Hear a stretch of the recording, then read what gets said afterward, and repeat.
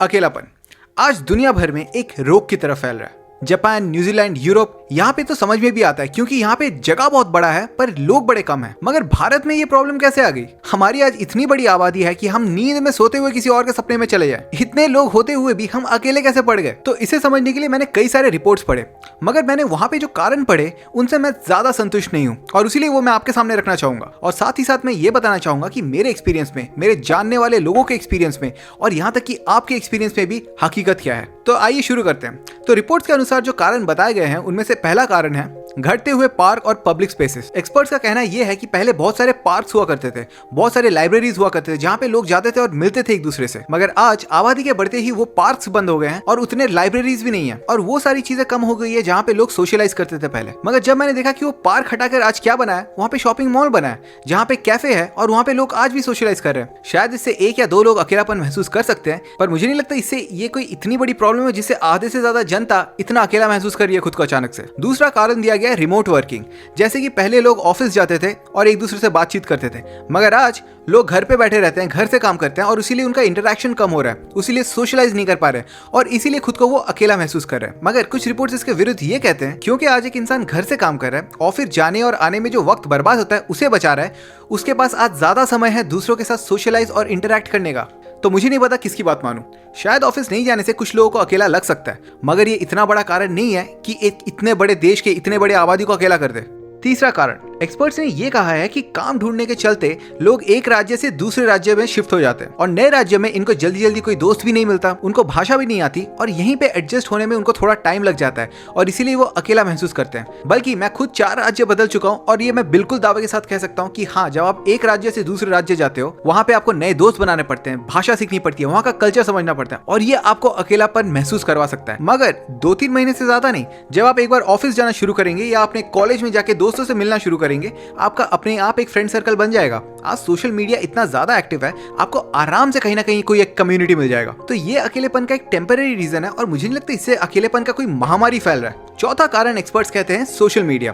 क्यों? क्योंकि आज वो कहते हैं कि हम सोशल मीडिया में इतना ज्यादा डूब गए हैं कि हम भूल गए हैं बात कैसे करते हैं, हम अपनी सामाजिक आदतें भूल गए हैं और क्योंकि हम पूरे टाइम स्क्रीन में लगे रहते हैं, वो कहते हैं कि हमें कोई जरूरत ही महसूस नहीं होती एक दूसरे से बात करने के लिए। और ये दरअसल गलत है, क्योंकि आपको याद होगा कोविड के टाइम पे जब हमारी पूरी जिंदगी एक सोशल मीडिया में सिमट के रह गई थी, ऐसा एक बार के लिए भी नहीं हुआ कि हमें दूसरों से मिलने का मन नहीं कर रहा था, बल्कि उस समय हमें और ज्यादा मिलने का मन कर रहा था। हम घर वालों और पुलिस से छुप के अपने दोस्तों से मिला करते थे, तो उस समय हम सोशल मीडिया भी यूज कर रहे थे और एक दूसरे से मिलने की भी इच्छा थी। तो इसीलिए मुझे तो बिल्कुल नहीं लगता कि ये कोई कारण है जिसके लिए आज लोग अकेला महसूस कर रहे हैं। और दूसरी बात, जहां एक तरफ ये रिपोर्ट ये कह रही है कि आज सोशल मीडिया के चलते हम एक दूसरे से इतना ज्यादा कनेक्टेड हैं कि हमें मिलने की कोई जरूरत महसूस नहीं होती, वहीं दूसरी तरफ वो ये कह रहे हैं कि आज सोशल मीडिया के चलते हम एक दूसरे से कनेक्टेड नहीं है और इसीलिए हमें अकेलापन लगता है। ये दोनों ही बातें उल्टी दिशाओं में जा रही है। इनकी रिपोर्टिंग देख के मैं सच बताऊं तो मुझे ऐसा लग रहा था किसी बच्चे का होमवर्क पढ़ रहा हूं मैं। मगर अब मैं आपको बताऊंगा अकेलेपन का असली कारण, और वो है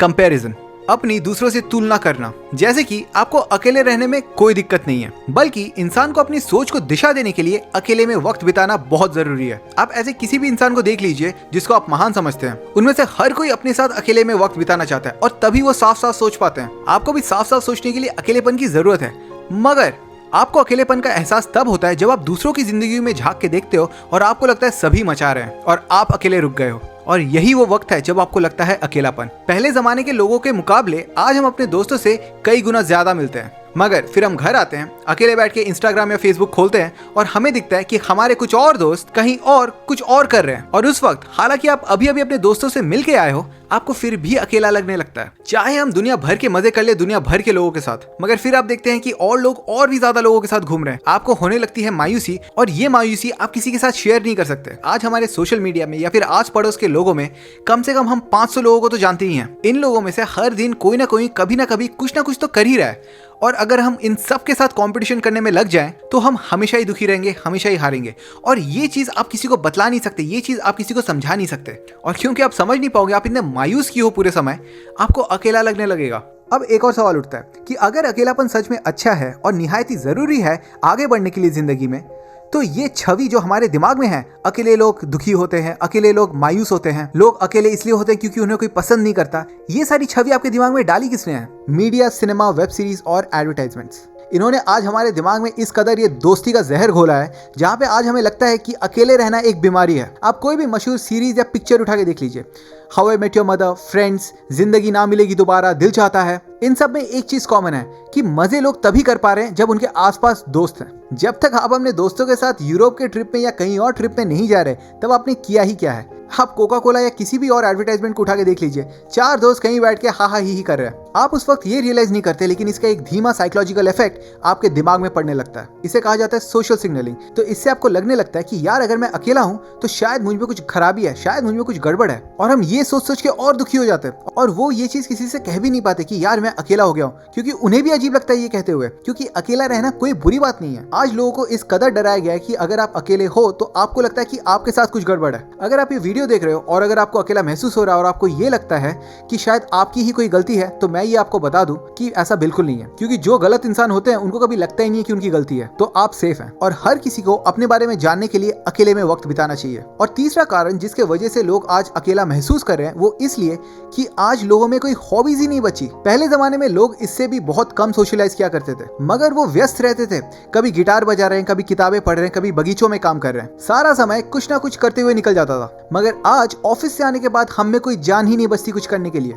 हम सीधा इंस्टाग्राम पे जाते हैं और दूसरों के चूल्हे पे क्या पक रहा है इस पे नजर गड़ाते हैं। आज हकीकत में हम अकेले नहीं हैं। परिस्थितियों ने हमसे हमारी अच्छी आदतें छीन ली हैं और तरह तरह के मीडिया के माध्यम से हमें यह समझाया गया है कि हमारी खुशियों की चाबी दूसरों के पास है। इसके बदले कि कहाँ कौन क्या कर रहा है, आप अगर अपने आप पे फोकस करें, आप अगर कुछ नया हर दिन सीखने में लगाए, तो यार अकेलेपन के लिए समय ही नहीं बचेगा। अकेलापन कोई बीमारी नहीं है, वो आज हमारे वेलेपन का एक बाई प्रोडक्ट है।